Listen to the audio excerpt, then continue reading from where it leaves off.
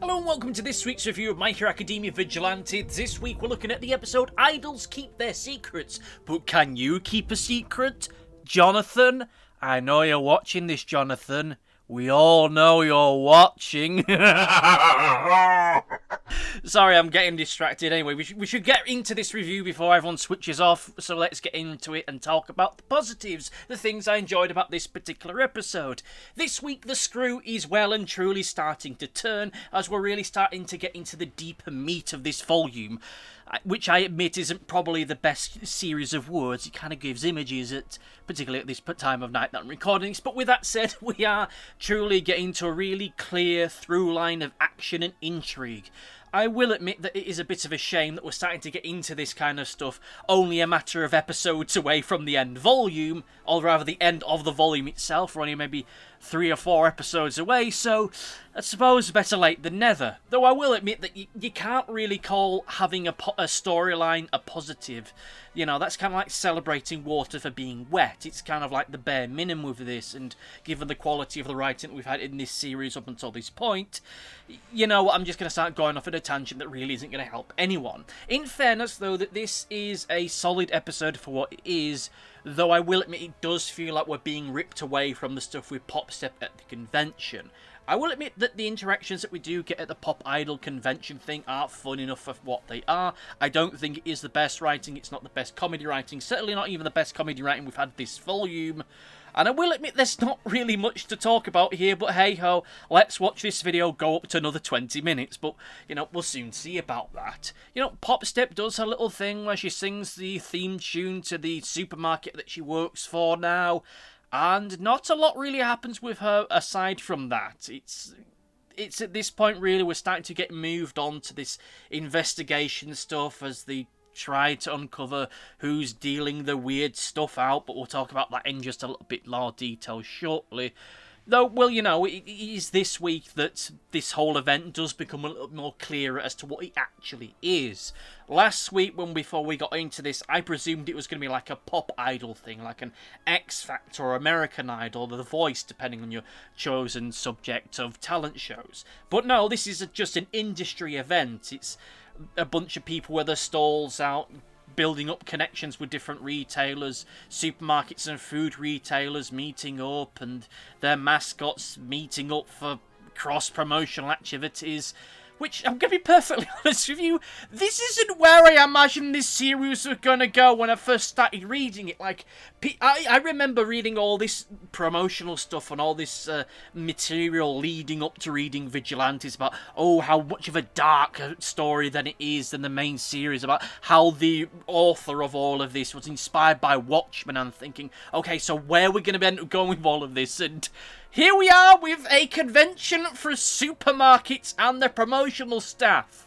This is less My Hero Academia Vigilantes and more My Hero Academia supermarket promotional team. Customers first. It's customers first.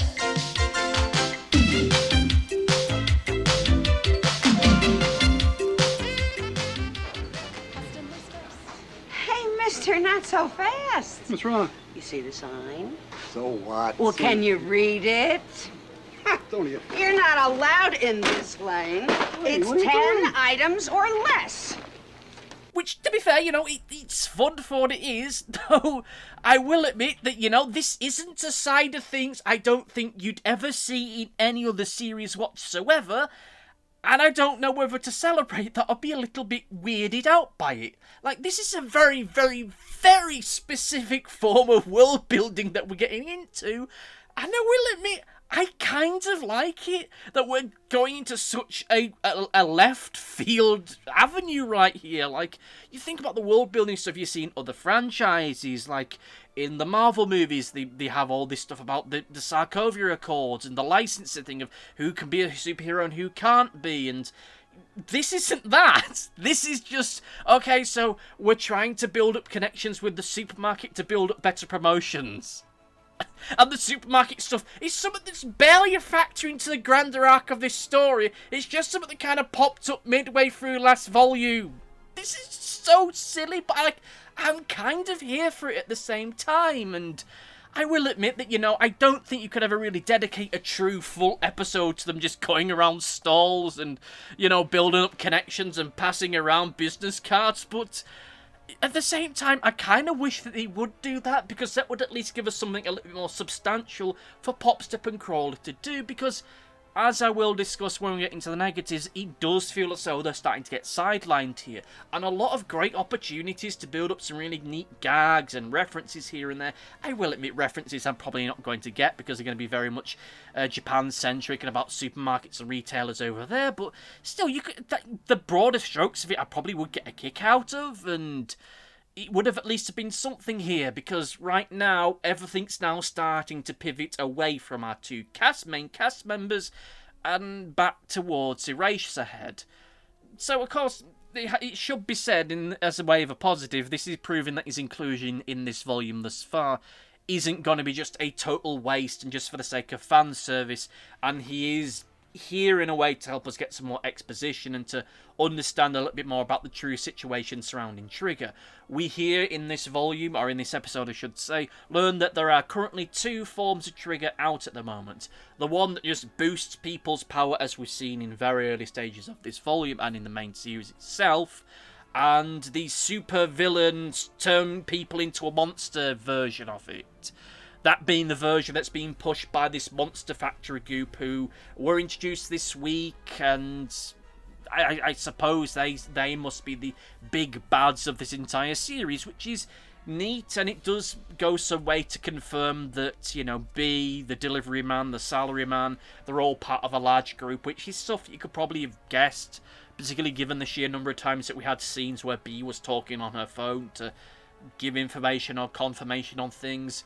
I just realised that technically there are 3 forms of Trigger introduced in this episode, but we'll discuss that shortly, because, actually, no, let's just rip the bandit. No, wait, we'll discuss it shortly. We'll discuss it shortly.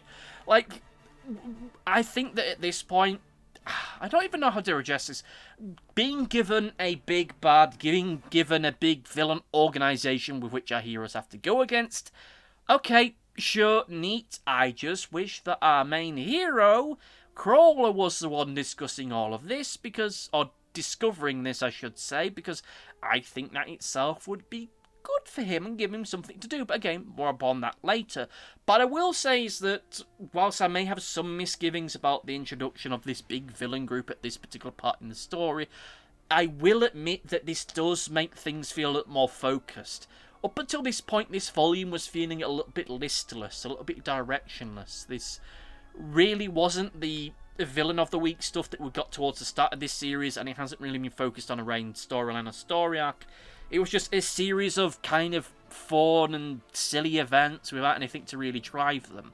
I don't want to use the word filler, but I will admit that if this was being broadcast as an anime, I can easily see a lot of people saying that everything up until this point, particularly as far as this volume is concerned, is filler, when it technically isn't, but I can certainly make an argument that it is definitely how a lot of people feel. In this episode, we do get at least one decent, good action sequence where we have Eraserhead chasing the 2 cricket Kamen Rider-looking dudes, which is fine enough. It's short, sweet, and leaves an impact, and it helps to show a difference in approach between himself and Knuckle Duster, given how he stops them.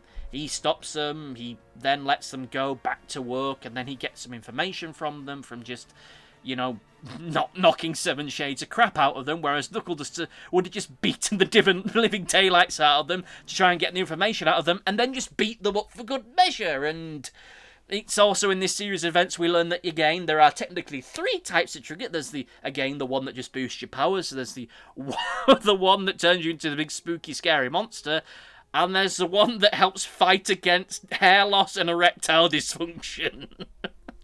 Because, sure, why not? Why not? We might as well include jokes in this episode, and that's as good a joke as it is. Moving on to more serious matters, we learn that the Snippy Crab Lady is not going to be a big villain for Popstep, or rather a big rival for Popstep in this particular volume, or this story arc. No, turns out she's a cop. I still think there's a good chance she might get tricked and turned into a monster. Although I will admit that when I saw her taking her gun out during the little thing where we just suddenly get little quick shots of her, there was still a part of me that was worried that she was going to turn out to be wrong'un. Like she was gonna... I don't think she was gonna go on a shooting spree or anything like that. Not in this series. My Hero Academia itself maybe, but not in this series. No, I thought that she was just gonna robbing the place, because let's face it, whilst this is a convention, it looks like there is going to be some business deals done behind the scenes, some money changing hands, so it would have been a decent spot, I suppose, to do a little bit of a robbery, and if there really are drugs being sold here as well, then... yeah, she could have nicked some of those and sold them on the side, I suppose. I will admit that it is a neat twist that it turned out that she was a cop, and as such she isn't just to become some kind of weird, laboured rival for the volume, as she might well have ended up being in a different story. And it does make her character a little bit more interesting in the sense that, you know, I suppose there are some hints that she wasn't really an idol, a mascot idol thing, because... when she's doing her little routine things, as we've seen in this volume and the previous volume, she keeps pulling that really creepy, spooky face that looks like a constipated blobfish. So I suppose the hints were there. I just thought it was a joke that, you know, it was going to turn out that she's kind of just a bit of a crappy idol, and then you'd have the thing of the rivalry, and then the snippy monster time stuff. Turns out it wasn't. That wasn't the case at all. I will admit that with all of this stuff, with all this situation we have at the this mascots supermarket mascot convention thing, that this whole setup does feel pretty bloody absurd. Like the idea that this is ultimately a front for a major drug deal does seem very odd, and just saying it out loud, it just feels incredibly bizarre. Like, I'm not going to repeat the stuff that I said in the previous episode, and my previous review, I should say, because I don't want to go over old ground, but this does feel definitely like a case I'm having to suspend a lot of my disbelief to get this off the ground, because... no, to be fair though, I could see how this would work, because this is an advertising convention, there's going to be a lot of free samples knocking about, so it would make for good cover to do some deals behind closed doors, because that's how things like this work. It's like, oh hey, I work in fisheries and you sell a fish-based snack, so let's make a deal, only in this case it'll be a lot of innuendo for drugs! You know, they'd be saying, oh, I've got some coffee beans from Colombia. Would you like to have a look? And, oh, yeah, that would go. Well, let's do a cross-promotion with these tulips from Amsterdam that I've got. You know, that kind of thing. I could see that working. But again, there is still an element here that this is really testing my willing suspension of disbelief because of... yeah... I don't know why this is the thing that's testing this the most, because, let's face it, this is a story set in a world where people just have superpowers. 80% of the world's population have superpowers, some of which make people look like animals or robots, and yet the fact that a convention for supermarkets is being used as a drug deal is the thing that's testing it the most. I know that sounds weird, it's kind of screwy, but, you know... to be fair, though, in the grand scheme of things, it isn't the most testing thing. Like, I will admit the thing that's tested my willing suspension of disbelief with this entire series as a whole was the thing about the leader of the Meta Liberation's grandmother being the one who came up with the name Quirk to refer to superpowers, which... yeah, I'm just going to put that down to a big old slathering case of unreliable narrator syndrome.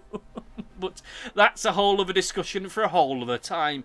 But, you know, I still think that, you know, had this been just a pop idol, X Factor, The Voice kind of thing, that itself would probably have made a little bit more sense as a venue for doing a big drug deal thing, because, you know, performers take all kinds of weird things to keep them going.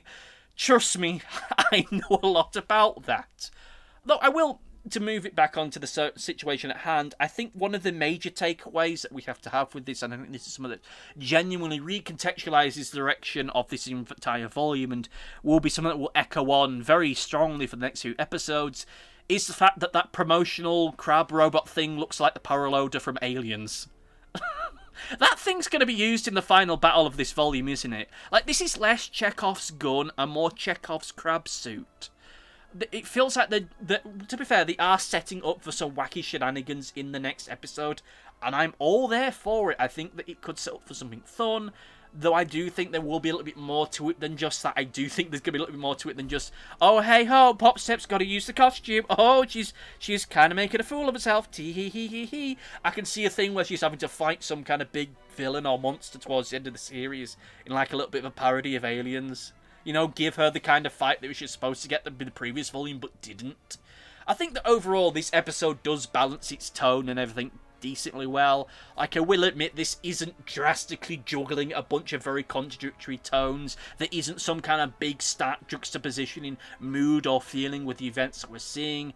I just think that, you know, to be fair, it does balance a lot of its stuff well. We have some light banter stuff with Crawler and Popstep, which then moves on to the more serious stuff with the Monster Factory stuff, and still is able to maintain some sense of humour whilst still being able to be serious when it needed to.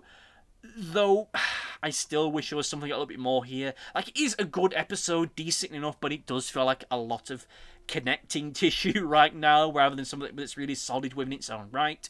With that said, let us get into the negatives, and I have to just say that, oh no, it feels like our characters are getting sidelined again. Like, Crawler is really just getting up stumbling in to help stop this drug deal thing, isn't he?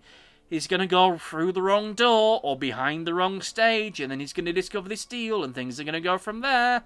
Because right now, the only person that's actively investigating this whole stuff are Fat Gum, Eraserhead, the snippy undercover cop lady, and the detective dude, Makato's brother.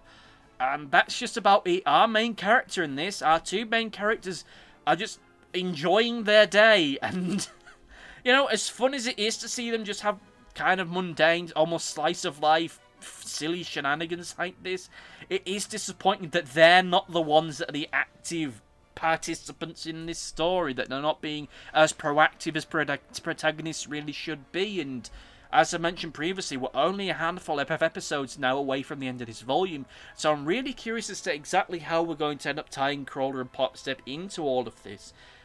Is this going to be something they're just going to stumble into? Is someone going to investigate something and then get dragged into it? I really don't know. I hope that there's something more substantial coming down the pipeline with the pair of these two, because quite frankly, I do believe that they need it here and now. Certainly, at least as far as this storyline is concerned, bearing in mind that they're both directly connected to it. This isn't like with Knuckle Duster and B, where he went off to do stuff on the side. This is something they're actively involved in, so they should take a little bit more of a focused interest in all of this. But we'll soon see about that.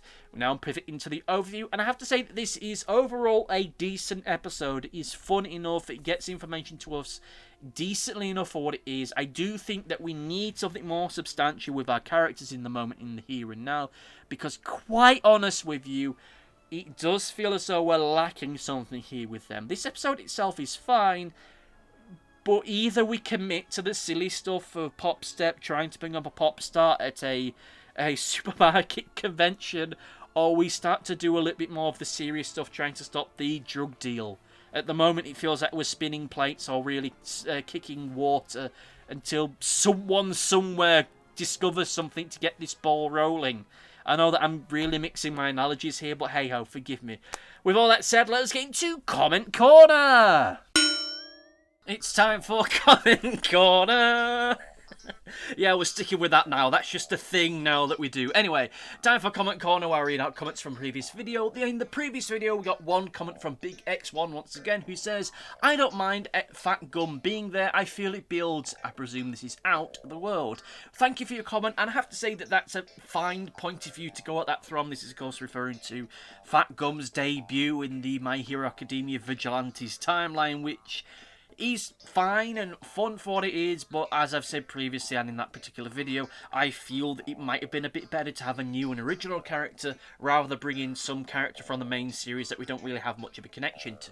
As I was preparing to record this part of the video, it did twig with me that it might have been better to use one of the other characters from the main timeline that we've established being active at this point. At this point, we know that Eraserhead, Midnight, and Present Mike are all active. Eraserhead he's doing his thing at the moment. He's doing his investigation. Midnight, God knows where she is. So that leaves President Mike as being a good alternative. And quite honestly, I think he would have been better to be part of this whole series of events, given that he acts as like an MC for various different events anyway. So him being involved in this whole talent show mascot thing in some capacity, I think would make a lot more sense and give him more of a cover to work with.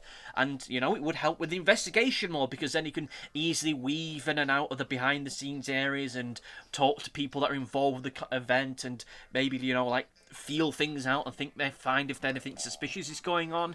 You know, I think that would have made a lot more sense for this, but I've got a feeling I'm going to discuss all of this idle mascot stuff in a lot more detail when we get to the big volume review in a few weeks' time. But between then and now, I want to say thank you all for listening. Leave a comment and let me know what you thought about this particular episode, and you will be read out in a future video. But between then and now, I say to you, my friends, see you next time. Goodbye! Thanks for watching. Be sure to like, favourite, subscribe, click the bell, and do all the YouTubey stuff that YouTube wants you to do. Go on, it'll do me a power of good. Until next time, my friends, goodbye!